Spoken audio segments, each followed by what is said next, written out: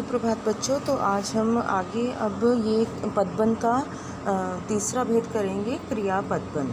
क्रिया पदबंध बेटा, जैसे कि हम जानते हैं कि अगर क्रिया शब्दों को अंडरलाइन किया होगा, ठीक है, तो क्रिया शब्दों को अंडरलाइन किया होगा तो समझ लीजिए वो आपका क्रिया पदबंध होगा, ठीक है। और हम इसको कैसे डिफाइन कर सकते हैं? वह पद समूह जो वाक्य में क्रिया का कार्य करता है क्रिया पदबंध कहलाता है।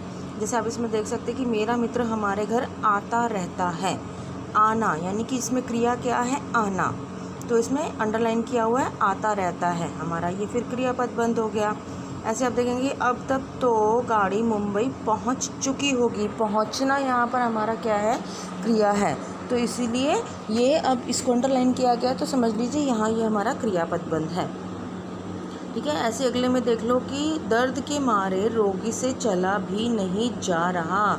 चलना, ठीक है, चला भी नहीं जा रहा, तो ये हमारा क्रिया पदबंध होगा, ठीक है। ऐसे जब भी आप देखो कि वाक्य में अगर क्रिया शब्दों को, सिर्फ क्रिया शब्दों को अंडरलाइन किया है बेटा, तो वो आपका क्रिया पदबंध होगा। और ये तो पता ही हमें कि जो क्रिया है वो एंड में ही होगी, ठीक है, वाक्य के अंत में ही होती है क्रिया। ये भी ध्यान रखना कि वाक्य के अंत में ही अगर अंडरलाइन किया हुआ तो वो क्रिया पदबंध है, ठीक है। फिर आगे आता है आपका क्रिया विशेषण पदबंध, ठीक है। क्रिया विशेषण मतलब कि जहाँ पर क्रिया की विशेषता बताई गई होगी वो आपका क्रिया विशेषण होगा। क्रिया की विशेषता कैसे बताते हैं? जैसे मान लीजिए कि एग्जांपल मैं दे रही हूँ आपको कि मैंने कहा कि राम दौड़ रहा है, तो दौड़ना एक क्रिया है और मैंने दौड़ रहा को अंडरलाइन कर दिया मान लीजिए, तो ये आपका सिर्फ क्रिया पदबंध होगा, ठीक है, क्रिया पदबंध होगा। लेकिन अगर मैं कहूँ कि सेंटेंस आपका है राम तेज़ी से दौड़ रहा है और अंडरलाइन किया हुआ है तेज़ी से दौड़ रहा है, तो दौड़ने की विशेषता बता दी इसमें हमने कि जो दौड़ना है वो तेज़ी से है, ठीक है, तेज़ गति से दौड़ रहा है, स्पीड से दौड़ रहा है।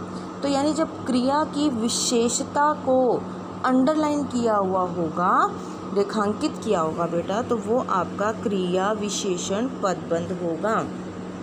जैसा कि आप इसको पहले यहाँ पर देख सकते हैं वाक्य में, बालक बहुत तेज़ दौड़कर, ठीक है, दौड़कर माँ के पास गया, तो यानी कि जो दौड़ना है वो कैसे है? बहुत तेज़ है और अंडरलाइन भी कर रखा है, विशेषण को भी कर रखा है अंडरलाइन, तो इसका मतलब आपका ये जो है क्रिया विशेषण होगा।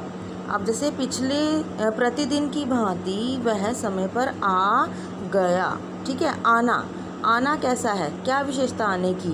कि प्रतिदिन की भांति, रोज़ की तरह, ठीक है, तो अंडरलाइन कर रखा है ना क्रिया विशेषण को, तो रोज़ की तरह आना। फिर पिछले वर्ष की अपेक्षा इस वर्ष वर्षा अधिक हुई है।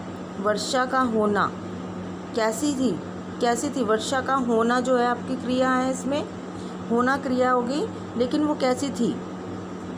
आपने देखा पिछले वर्ष की अपेक्षा यानी कि पिछले साल के कंपैरेटिवली इस साल ज़्यादा है।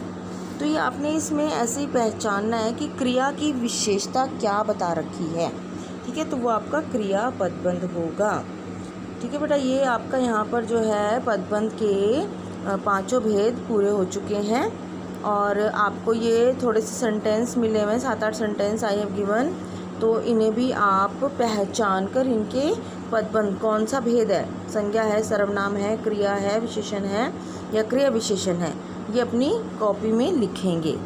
धन्यवाद।